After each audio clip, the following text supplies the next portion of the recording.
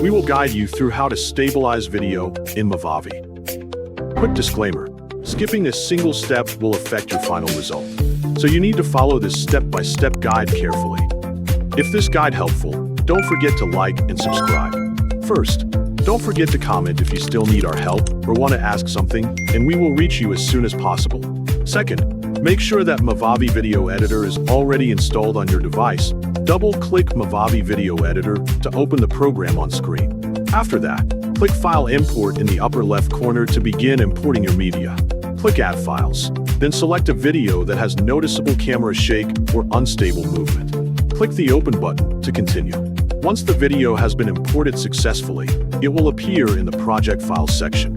Drag and drop the video onto the timeline so it is ready for editing. Play the video first to see the original footage and observe the camera shake before applying any corrections. Next, right-click the video on the timeline, then select the Video Tools menu. Here, you can find the stabilization option and open its settings. There is also an easier alternative to access this feature if you prefer a quicker method.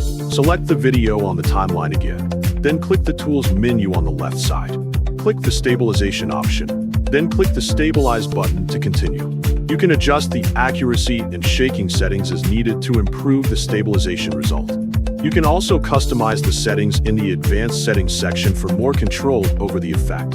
For this example, leave the Advanced Settings, set the shaking value to 9, and keep the accuracy value at 15 to create a balanced stabilization effect.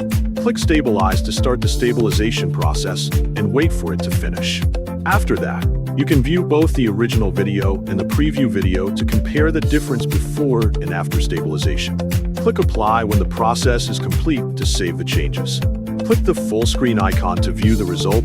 Click the play button to view the final video, and make sure the stabilization has been applied correctly.